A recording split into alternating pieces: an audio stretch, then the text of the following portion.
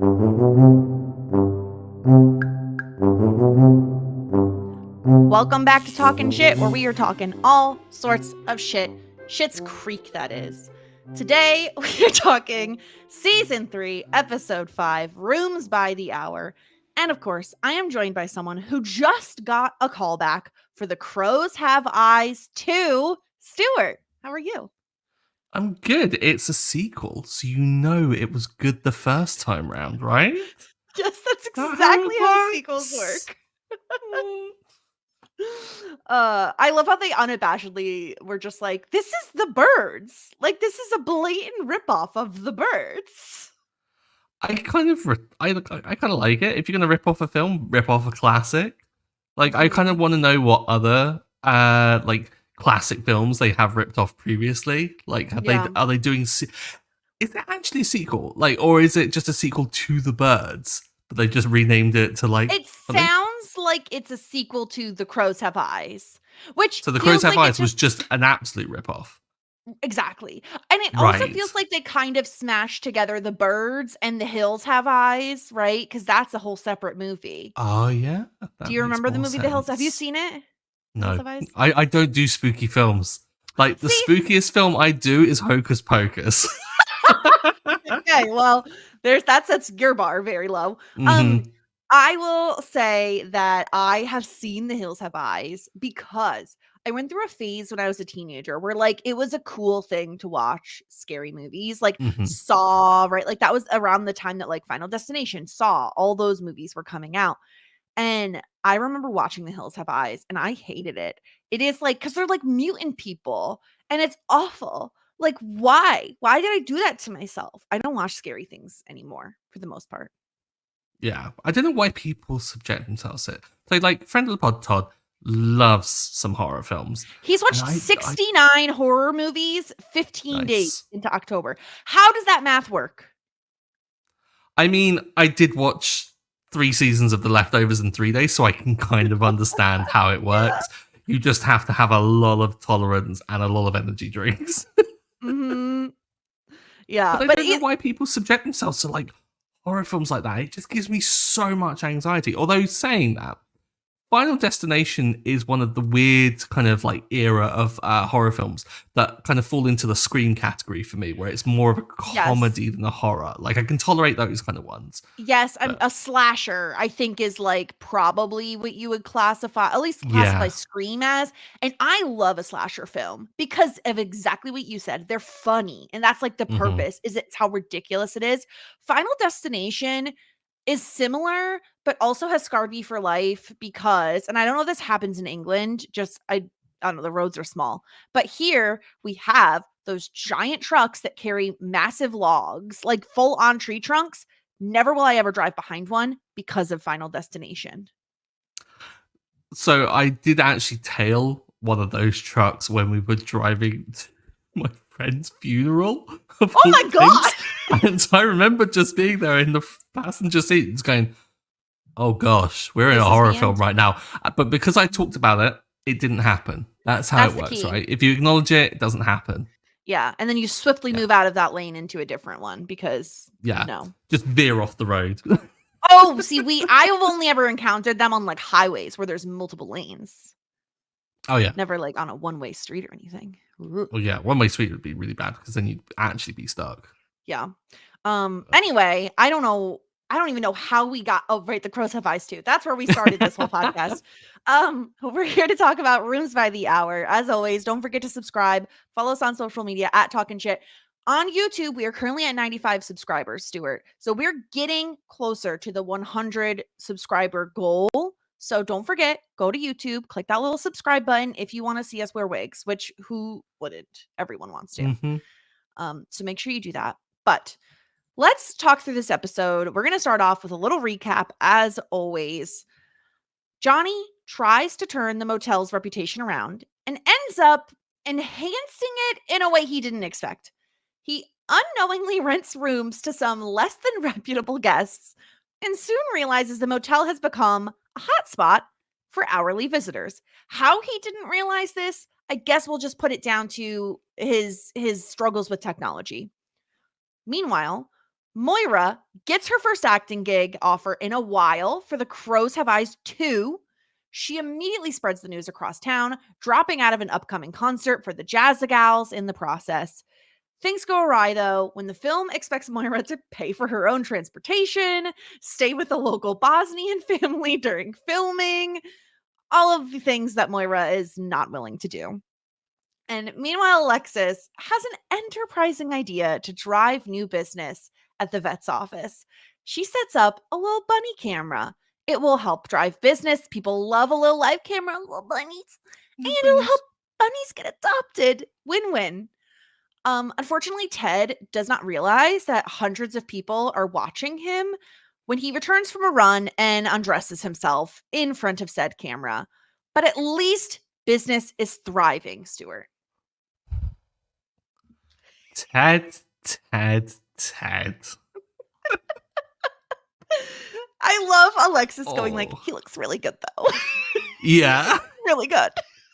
It was the way in which it turned from just, and then the moment they caught sight of it, it's like, that's really. But Alexis and David just in just total agreement in that scene was the funniest thing ever. And then David just like grabbing the laptop and running away. David!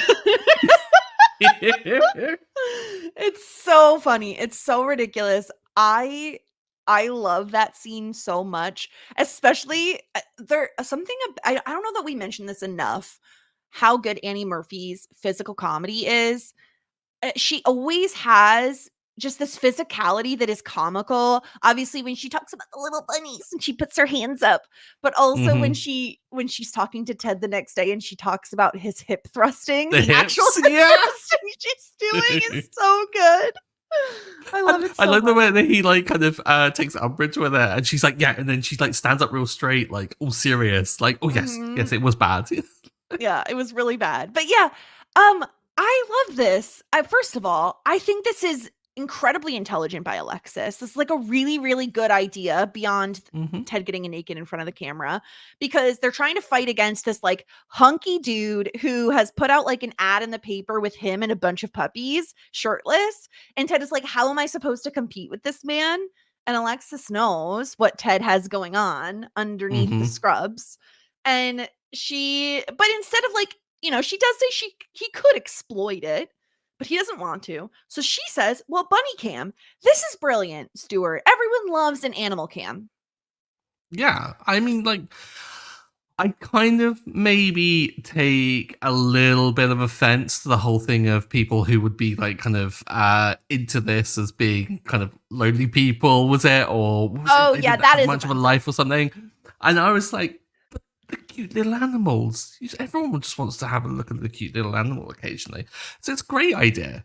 Like, Alexis is thinking out of the box, and this is the weird creativity that she's going to bring to this role, which I kind of love. Like, Ted, he doesn't want this in an employee. I don't think Ted's looking for like out of the box thinking. She's not looking for like a David in the blouse barn kind of situation. Yeah. But he's got it. Like, Alexis is bringing some really solid ideas. Now, Ted getting naked in the background, I mean, if that's helping things along, so be it. I just love the fact that like he comes back from a run, goes into the back room of his veterinary office, and is like, here is where I shall do my stretching and my lunges in front of the baby bunnies. Like, sir, go home. Like, it's not really Alexis's fault at a certain point, Yeah. It was like, oh gosh, the way in which the leg came out, and it was just so kind of overblown for the comedy. I was in stitches when it was happening, because like Dustin was the way in which he did it with this kind of like awkward face of just, I know I'm not being watched, so I'm gonna just act like free kind of thing. Yeah. Oh, made it so much worse, because you just know everyone is. And I want to know who all these people are, how they found this link. Well, because Alexis said she emailed the entire like list of clientele at the vet.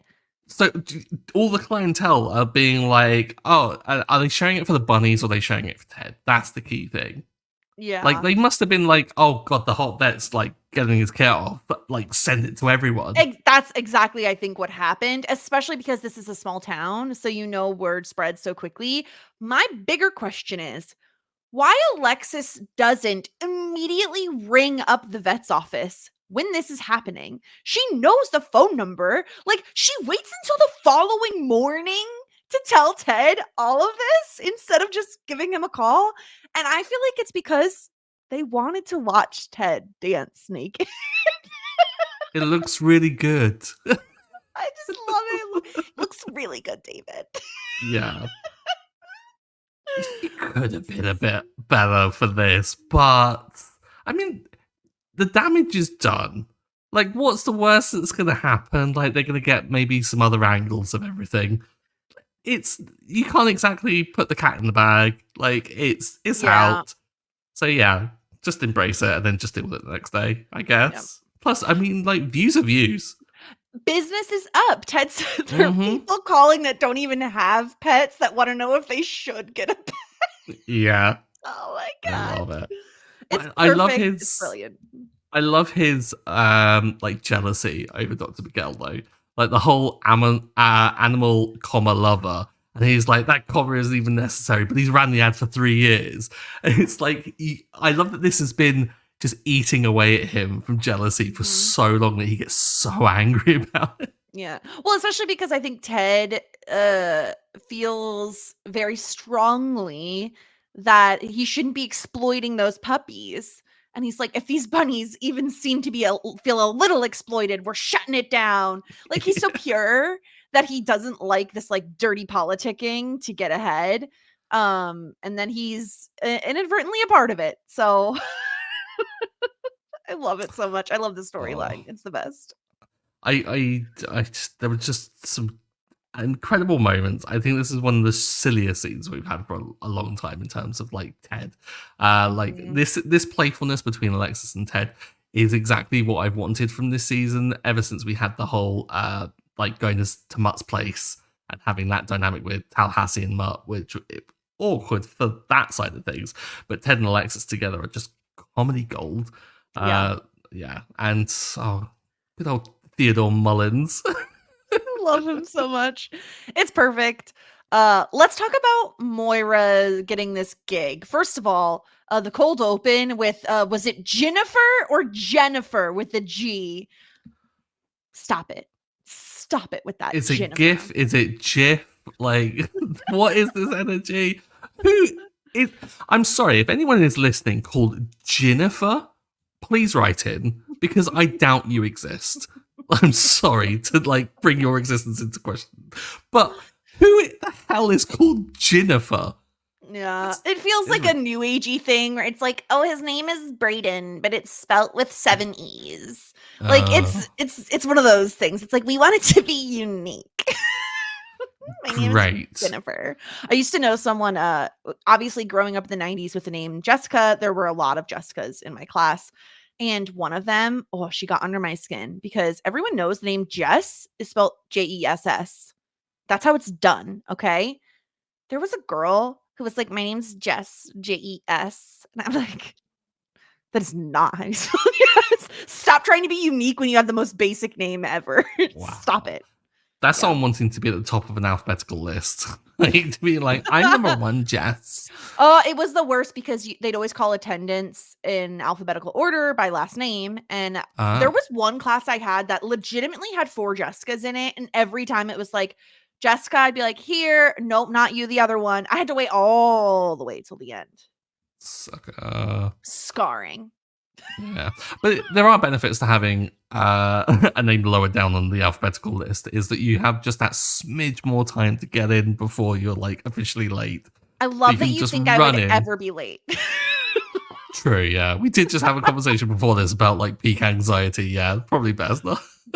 Late anxiety is my number 1 anxiety trigger, I think, being late. But yeah, so Moira is potentially up for this role in the sequel The Crows Have Eyes 2. One of my favorite stipulations of this is that they're looking for like a 47-year-old or something, and she's like, in my sleep. Like, are you sure? Are you sure about that? Wow. Shots fired at Do you think she... Moira. Okay, listen, Catherine O'Hara, gorgeous, beautiful, stunning, not 47. Like, there's just, it also is like very silly to me that she's just like, this is absolutely a part I can play. Like, just. She's an acting comedian, Jess. How dare you doubt her? She can play anything. We've seen the Herb Erlinger, what is it? What is it? Is it Herb Erlinger? I can't remember his name. Fartlinger.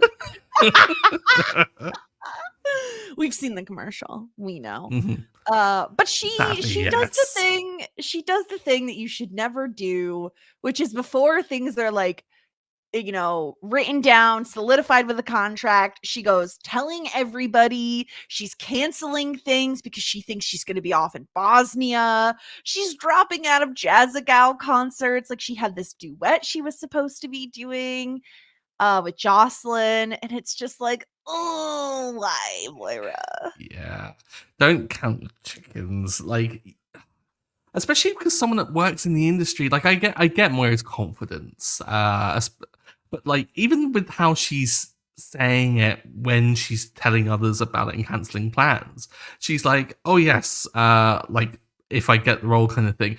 And she's the only one that's there, but they haven't found any others. So it's like, what like nothing here is kind of making sense with what she's saying. Like, it's almost like she anticipates that there will be others that are in contention. I'm like, okay, right. But don't cancel the plans because of it, because you may not get it. Like, this is the number one thing in acting, isn't it? Is that like no part is really yours until you're actually like on set. Because they're like always recasting things. I would have thought Moira had been through that, unless she's that good. I think she probably has, but I think she just has a lot of confidence, which sometimes is great and sometimes makes you look like an ass when things don't go your way. Yeah. And unfortunately, it's the latter in this situation, because the offer is not quite what it seems. Like I said before, she's going to have to like pay for her own transport, live with a local family. Like, it doesn't seem like this movie has any funding. And even in the, what is it, test read, whatever you want to call it, read through, David is like, this script doesn't even make any sense. Like, this movie is horrible. I do appreciate, Stuart, that Moira says the script is always just a jumping off point. That I appreciate that kind of attitude in an actor, because there are certainly movies, television, that like the script is not so great, but the actor makes it 20 times better. Yeah. I mean, oftentimes, like, if anyone has read through like a script book of like one of their beloved TV shows, I'm sure you've done it with Succession, where you've noticed the differences between what's actually on the paper and what's on the screen. They've done the same with West Wing, which is surprising for some, like a writer like Aaron Sorkin, who is so particular about the cadence of everything and stuff like that. I think it's a perfectly good point of a kind of well-versed actress. She knows that, like, yes, it's just a bouncing off point. And also, scripts change all the time. Like, what you read in the rehearsal is not what you're going to be reading on set when it comes to like the final thing. So I mean, she knows more about this than David. David needs to like just help and be a good guy here. But also, two Claras. Is it a common name? Is Clara a common name? I mean, I don't think so. I don't think so either. I think this script is trash. It's very bad. And I think Moira finally, by the end of the episode, realizes like, okay, maybe this isn't what I thought it was going to be. But unfortunately, she is no longer going to be in the duet, because Twyla now has a spot and she's going to get to be in the duet with Jocelyn. And they're like, let us show you what we've been working on together. And so they're singing Islands in the Stream. And this is so nasty, and nothing I ever needed Moira to say, that she's like, John and I made David to that song in Positano. Yep. There's ways in which you could phrase it, but Maid David? Ugh. Oh no. That's not the best wording for it, Moira. No one needs to know where you. What's the word? What's the word that starts with a C? Consummate. Copulate. Oh, consummate. No, no, not that either. Conceived your Yes. child. No one needs to know that literally ever. Sarah and I had this debate over on Shit 90 Shows Taught Me. It feels tangentially related, but it like she basically we were saying, and I can't remember what show we were talking about, why we were talking about it. Really doesn't matter. It was like, is someone else allowed to have sex in your bed? And she said, I don't care. Like I could change the sheets. It doesn't matter. And I said, absolutely not. It is my bed. No one does that in my bed. Then no, it's my bed. And I feel very similarly about Moira's conversation here. That is between you and your husband, where you conceived your children. We don't need to know. We don't need to know the song that was playing. We don't need to know the location, because then anytime you hear that song, all you're going to be thinking about is Moira and Johnny just getting it Bumping in. uglies, yeah. I don't need to know that. It's like David and Victoria Beckham calling their firstborn Brooklyn because that was where he was conceived. I'm like, I don't need to know that. That's horrendous. And then your child has to go around being called that name for their life, just thinking about mom and dad banging it out in Brooklyn. Bang it out in Brooklyn. That's horrid. Ooh. It's disgusting. So yeah, too much information. What did you think? First of all, Jocelyn and Twyla, mwah, chef's kiss. Their singing was wonderful, beautiful. What do we think of Moira scatting in the background? I love that because I on second watch through I put on subtitles. I was like, I kind of want to know what language it is, what she's saying, and it just comes up with foreign language. Because it's not anything. Because Moira doesn't know any other languages. Like she may know like a word or two in like French or something, I imagine, right? Like she probably has said ciao and bonjour in her life. But there's just no way I was thinking, because I think I've been to Positano, as long as it's the same one. Yeah, it's in Italy. I've been to Positano. So maybe it was supposed to be Italian. Maybe, but then she does say at one point KHEOK or something. Yeah, why? She's just spelling words that don't exist.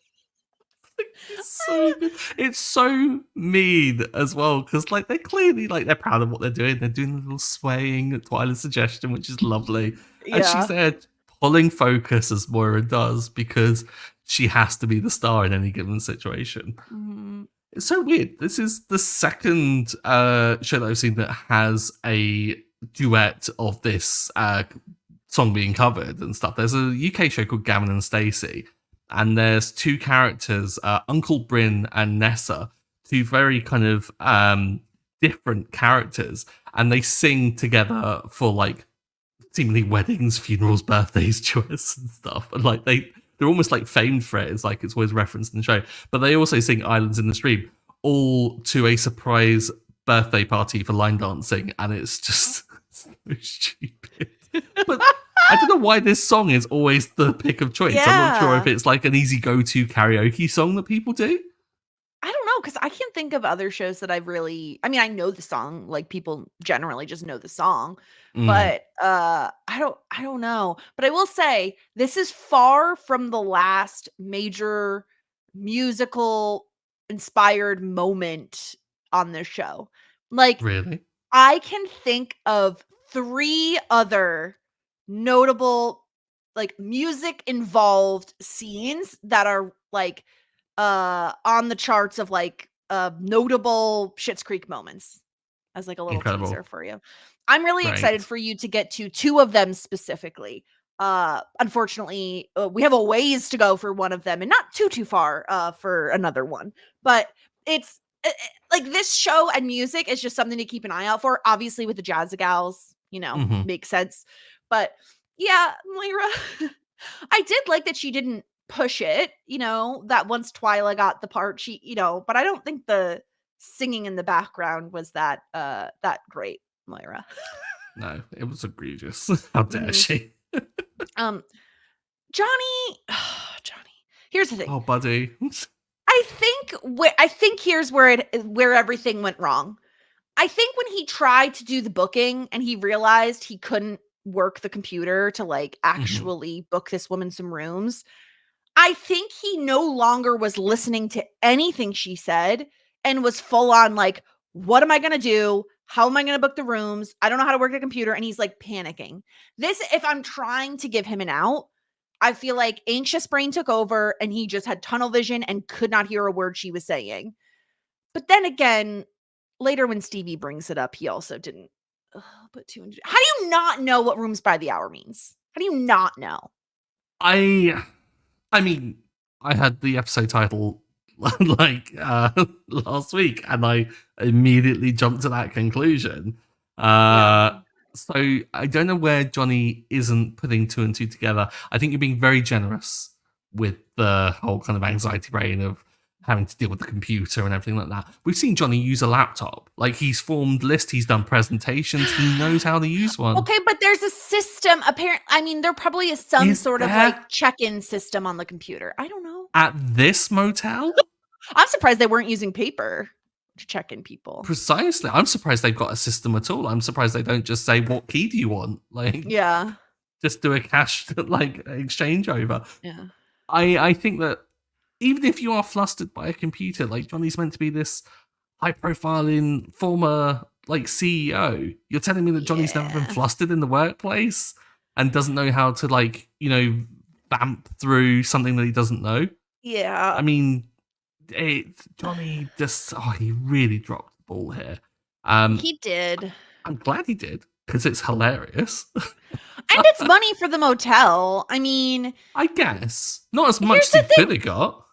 What's the Okay, let's look at it this way. What's like the worst thing that's going to happen?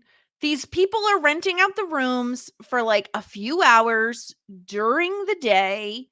Then you turn over the room after you wash the sheets. Like what is the like the woman said, people are going to be having sex in these rooms whether or not it's by the hour.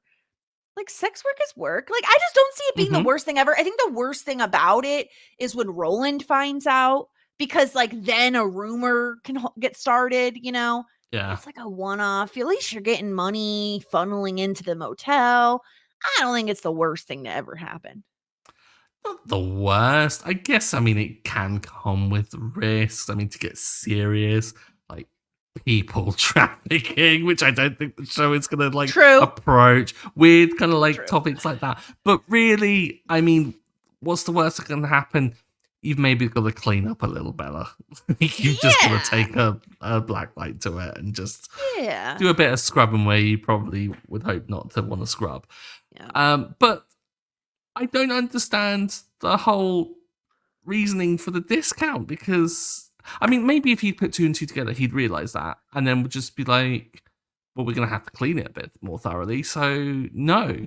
like you're gonna have the full rate and stuff like that. But Yeah. I just don't understand why he didn't see this, And I given that love everyone else Stevie does. immediately being like, "Hear what you're saying." Like an Hmm. accounting conference? Like, really? Like breakout meetings? The So hand good. motion was everything. It's so good.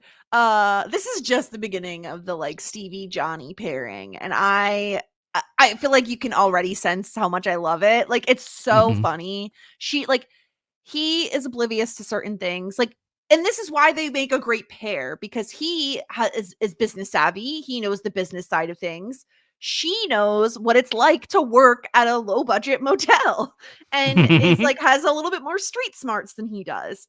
So they do make a great pair. And I also, side note, love how quickly Roland caught on because he can be a bit of an idiot, right? Like he can Hmm. be a bit of a dunce. But I do love that, like, as soon as the woman doesn't know her own husband's name and there's like a ton of business, he's like, oh, I know what's Hmm. up.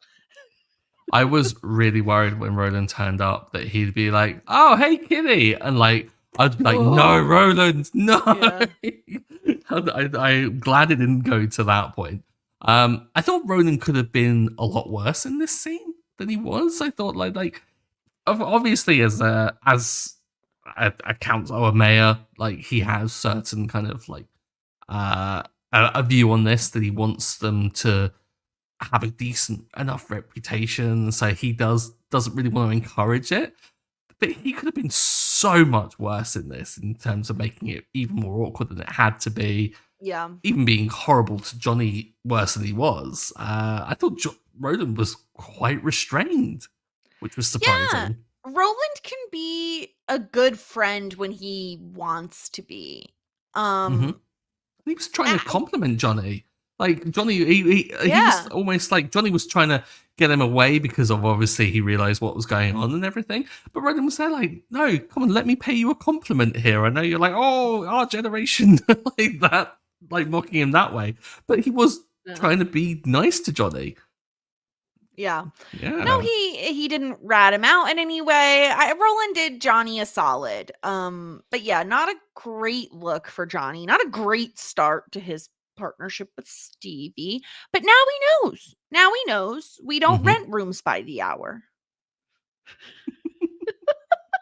Just a shame that he had to learn in this way. I know. Oh gosh. Oh, poor Johnny. Going back to just very quickly the Johnny and Stevie of it all, I will just say like I love the fact that now Johnny has a kind of straight guy to bounce off of in the way that the rest of the family have had with him. Like Johnny gets to be the buffoon in the situation, and it's not just met with buffoonery back because like before with like the milk and the pin, it was just kind of silliness in both directions. But having Stevie there as just almost a little bit snide, but a little bit kind of just above it in a way, it's a really great dynamic. I can't wait for this to continue because I think there's so much to mine here. Definitely, and it's nice to have her bouncing off of someone else beyond just David. I think like it's really nice to kind of involve someone else. And as well, like speaking of David, he gets, I don't want to say sidelined because that feels like it has a negative connotation, but he is more like secondary in this episode, which I also don't mind. Like he takes a little bit of a back seat. He's helping Moira. Like he is involved, right? But he is the secondary person in the Alexis scene and the Moira scene. And I like that because I like giving, you want to give some other characters more of the focal point occasionally. So I thought he was like incredibly additive to every scene he was in, taking the laptop and like running away is just so funny. And we get the very famous Schitt's Creek gif of I am obsessed with this. Yeah. Every time I spot these gifs that I've used or seen enormously throughout the internet, I'm just like, yes, it's that one. I understand the context now. There's so many more that I need to get to, but I'm sure we'll point them out when we do. But David we were saying this before, I think it was like a few episodes ago, is that the way in which the whole spotlighting works is that you have to pull the spotlight away from someone else to give it to someone. And for David to take a secondary kind of role in this, David's getting the treatment I think that I kind of wish that Stevie had last season, in that he's being in multiple of these scenes as a secondary, whereas Stevie was only ever the secondary to David's stuff. So I think making these relationships kind of just go between different characters like Stevie and Johnny and stuff, that opens up for Stevie to be maybe a secondary Johnny in scenes, it opens up for Johnny to be a secondary in Stevie led scenes as well. It's all adding to this whole kind of mingling of all the characters, which I really love. Yeah, I totally agree. I wish they had done this a little bit more with Stevie, but I'm happy that they're spreading the wealth a little bit more this season so far, that we are getting so much from so many characters. Anything else you want to chat about before we get into the feedback that we got this episode? I can think of. I think mostly it centers around the absolute, like, I was just obsessed with the whole Ted and Alexis thing. That was what it was. I knew there was something in there. Ted's got a brother. Oh yeah, when did they mention that? I'm trying to think. Was it a brother or was it the cousin or something? Wait, what was it? It was the dude cave. The dude cave? Why am I blanking on this scene? It's the bit where it's like, wait, I just looked it up. It's his cousin Dwayne, sorry. He doesn't have a brother. And he's like, yeah, if he wants to sell sex, then he should just get a job down the dude cave. He'd make more money than just being a vet. Oh, And then yes. Alexis is like, what's the dude cave? And he's like, it's the all-male strip club downtown. Like, my cousin Wayne works there. Yeah, he drives a Corvette. Yeah. The dude cave. Yeah. The dude cave is such a name. Such a name for a male strip club. It's a choice, is what it is. Yeah. Yes, that made me laugh like anything. Also, the fact that Ted's been working on a 6-pack. He doesn't have a full 6 yet, though. Well, that's why he's shredding. He's shredding. I feel like the moment, ever since the moment Ted said tackle the cones, you've been locked in on him. You've been like, that's all it took. He said tackle the cones, and he made a pun about pining. I'm in. Oh, I love him so much. But yeah, he just says some weird, almost a little, like, it's not really dopey. I just don't know what it is. He just seems to say stuff that I find really amusing. At times, I think. Yeah, it is that kind of like almost really earnest and doesn't realize how funny he is being in certain scenes. Yeah. Oh, it's so good. Yeah, especially when he's talking about the paper with the guy with the puppies. Look at this filth. It's so perfect. All right, let's get into some feedback here. We heard from Jared, who said, I love how snide Stevie is to Johnny in this episode. Quite the turnaround from the justifiable downward mood she was in during the last few episodes. Yeah, I think it's great to just bounce straight into Stevie and Johnny in a working relationship and not her having this sense of kind of, I guess, repayment of just like, oh my God, thank you, Johnny, kind of thing. Immediately they get into the dynamic of, oh, they're both partners in this, but Stevie's the one that's in charge, really, and Johnny's the one learning on the job. I think if that had been really drawn out to get to that point, I don't think I would have liked this as much. So yeah, I totally agree on that. Yeah, I think Johnny also has a little name tag too, doesn't he? I love that. I love that he has a little name tag. It's adorable. Yeah. Perfect. I wonder if that's like the first thing he did. It was just like when he starts, he goes, "Do I get a name tag?" Like he seems to kind of, he has to be official. It. Needs a name tag. Yeah. Do you have? I've just thought about this. Do you have prefects in school? I only know the word prefect from Harry Potter. We don't know. Oh, so okay, so yeah, prefect, much like Harry Potter, it's a student that basically, I think, I'm trying to think of like my American media training. You have hall monitors, like kids who are basically in charge of other kids, of like, you shouldn't be out here at this time. Yeah, but I never had that. Like, that always seemed like a little bit of like a television myth to me. Right. We did not have like student hall monitors. We had adult hall monitors, but not student ones. Interesting. Because students had to be in class. Well, yeah, that makes more sense. So we had prefects, and their jobs was basically to be snitches and to tell on like. Sounds like a great way to get beat up. But also to ensure that all students were like outside in the playground during breaks and stuff, because you weren't allowed within the actual school if the weather was pleasant. You just had to go outside. But the prefects would just basically monitor the halls and just, but they had, at my school, they had these little prefect badges, and it was like, yeah. Oh, that's terrible. Was this an elected position, or is this more like a apply and you might get it sort of thing? I mean, I don't know from not having gone for it. Maybe I just wasn't selected. I don't know. Huh.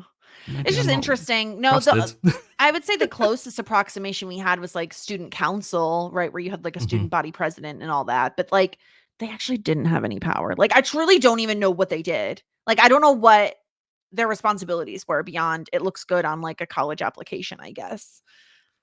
Instilling politics into the youth. Great. Just what we need. Yeah. No, we did not have prefects. They sound horrible. Especially with the name. I don't know. Johnny's badge just reminded me of it. No. That's the weirdest tangent I've gone on. We heard from Trish. I really like this episode. It was nice to see that everyone is happy for Moira potentially getting this job, and also how supportive Moira was in return with Twyla getting a duet part. Yeah, that's a really nice way of looking at it, Trish. Moira was happy for Twyla. I mean, when Moira's talking about the acting gig, like Twyla's super enthusiastic about it. Mhm. Jocelyn hasn't a clue what the first film is, but she's excited for it, which is lovely. Yeah. It does seem a bit one way though. I kind of agree with you on that, with Trish's interpretation of it here. I think that Moira being excited, Yeah. she's not rude, unless you count the scatting, which maybe I actually would say was a little rude. Yeah. I Yeah. think she was just happy to have like, oh, Twyla can sub in. No big deal. Sounds great. Mhm. Like I won't be here. But yeah, I mean, Twyla, I think I would give more credit to being happy for others. Like she does seem genuinely happy for Moira that she might get an Mhm. acting gig. Yeah. But yeah. All right, let's move on to our ratings. Simply the best. I'll go first for Simply the Best this week, and I'm going to give it to Alexis. I think she both has an ingenious idea with the bunny cam. I think her big faux pas is probably not warning Ted ahead of time, though I would argue, why are you going for a run and then undressing in the back of your vet office? That's a little strange. Mhm. But I also just, it's also kind of a way to give Annie Murphy like a point because I just love the physical comedy this episode, like between the little bunnies with like her hands up and the thrusting and the looks really good, David. Like it's just too good to not give Alexis the point. I just think she's grown a lot. And this is the kind of like creative thinking that sets Alexis apart. So Yeah. I'm going to give her my point for that reason. I've just been reminded as well when he comes in and just slams down the paper and goes, "Look at this filth," and she just comes back with "Community center adds ramp." That's so good. Oh, and she has little sunflowers in her Yeah, in her she scrub does. Like, pocket, and it was so cute. yeah, So, clearly doing anything but work. I mean, sure. I think for this week for my MVP, I am gonna give it to, because I'm always on the fence. Mm-hmm. I think I'm gonna give it to Alexis as well. I was toying with Roland, but I thought it was a stretch. I was like, It's a little Roland's, tough. yeah, Roland Yeah. being a half decent human being doesn't, like, it's almost like he's graded on a, like, kind of, the bar is a lot lower for Roland. So like when he's just a base level Yeah. human being, it's like, oh, actually he's a lovely, he should get the MVP point. No, he doesn't get that. So yeah, I'm gonna give it to Alexis as well. Like, super creative idea, sets it up, hilarious lines throughout the entire show. And yeah, you've got to give it to Annie Murphy for the amount of comedy that she brought, both in the physicality but also the line delivery as well. Mm-hmm. Yeah, I can't help but like reiterate the fact that Annie Murphy was an unknown prior to this show. Mhm. Like that's crazy to me. She is acting alongside some heavy hitters, some like very experienced actors. And she's incredible. She goes toe to toe. I mean, maybe there was a bit of like some learning on the job as well when you're around such incredible actors, but she holds her own in a way that is Mhm. just spectacular. Yeah. All right, Stuart, we'll stay on you for Disgruntled Pelican. Who are you? Who's a Disgruntled Pelican this week, Stuart? I hate doing this. I hate it. You're going to do it anyway. Moira. I'm giving it to Moira. I was leaning towards others, but the scanning at the end, I think, tipped it over for me. I was like, stop it. They've been rehearsing and they're trying to. And you're not even scanning in a language I understand. Yeah, I'm giving it to Moira.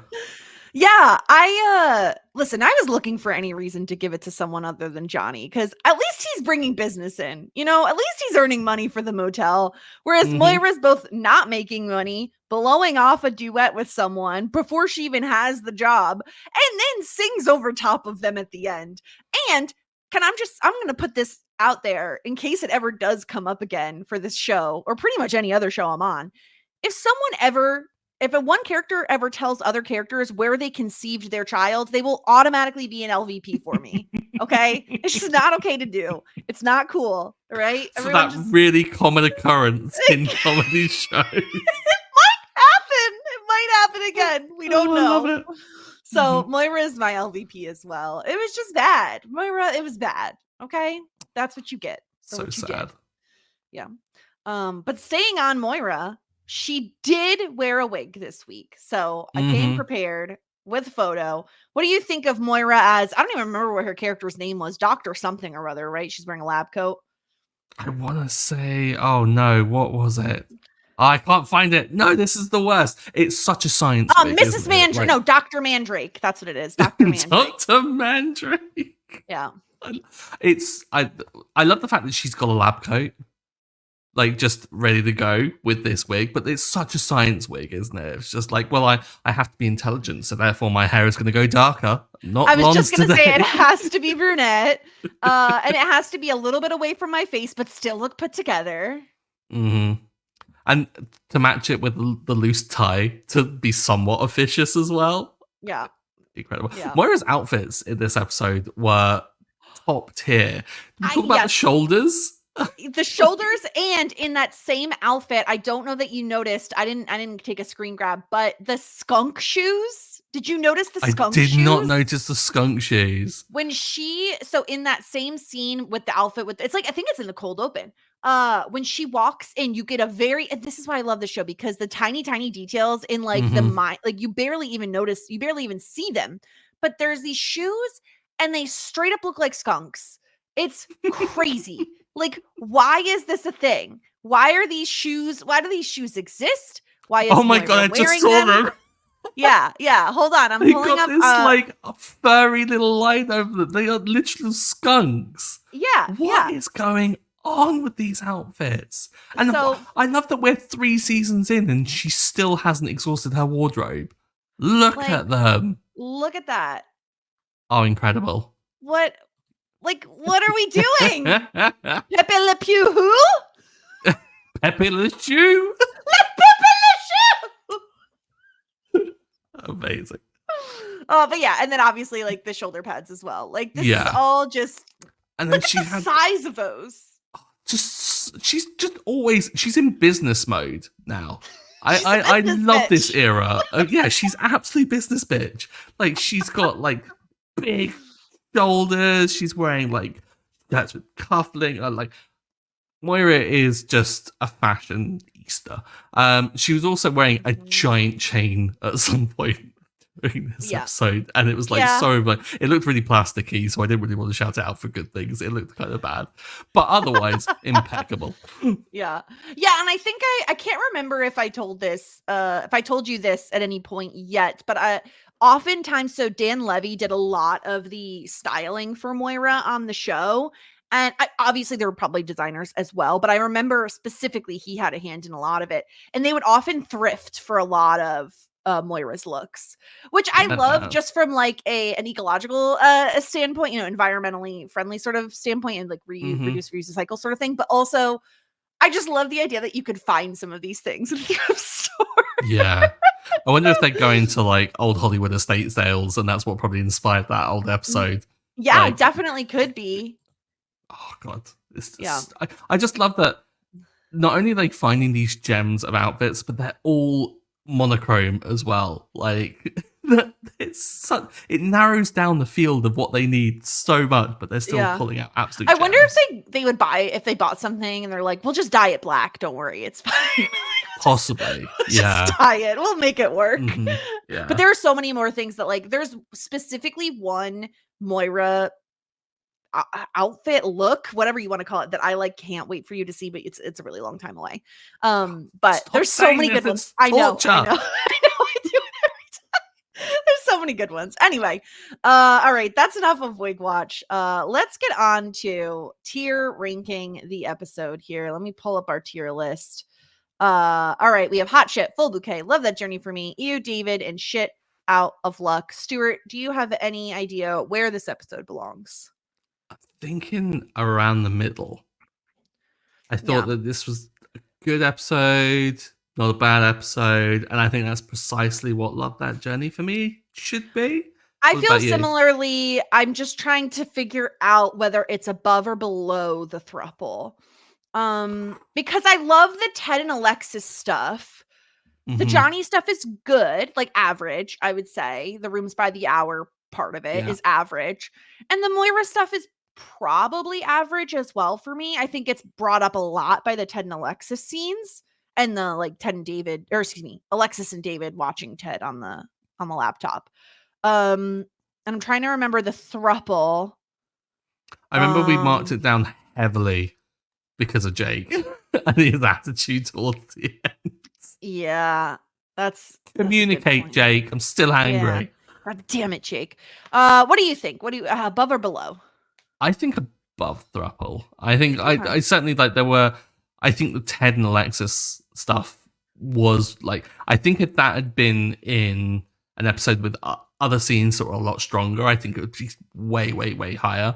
And not to say the other ones really dragged it down, but I mean, I am going to say that they kind of did. I think bring it to a kind of a lower tier. But again, Love That Journey for me isn't bad. It's average. We got to keep reminding ourselves that it's average. Exactly. And when things fall into Love That Journey for me, I get to play the sound clip. Love that journey for me. What's not to love? What's not to love? Any excuse. Exactly. All right, so we will put that in Love That Journey for me. We're having a fairly balanced season 3 so far. Love to see it. So yeah, that's what we've got for this episode. Stuart, are you ready to hear the title of next week's episode? Indeed I am. It is titled Murder Mystery. If we do not get them playing a murder mystery with, maybe they'll get invited to Schitt's for it. Maybe because it's a dinner party thing and they've got one of those like murder mystery kits. Okay, so Jocelyn and Roland are hosting a murder mystery party. Yeah, they invite Johnny and Moira over, and Moira is acting it up. Being okay, like, who is the murderer? Who's gonna get the like murderer role? If the kids are invited, David, because he'll be anxious as anything, and that'll be hilarious. Okay. But if not, Ronnie. Let's go with Ronnie. Let's imagine it's a town council like dinner party that they're all invited to. Yeah, I'm going to throw that out. I love it. And watch me be so wrong. We'll find out next week. I already know. Everything that happens in this episode. Great. Well, I'll find out in like 5 minutes. That's fair. That is very fair. So that'll be next week's episode. And yeah, don't forget, subscribe to us on YouTube, go follow us, give us a 5-star review. We will read it on the podcast. Shout out to you, Dying with Embarrassment. Love you. You're a legend. So yeah, don't forget to do all of those things, and we'll talk to you all next week with Murder Mystery. Until then, warmest regards. And best wishes.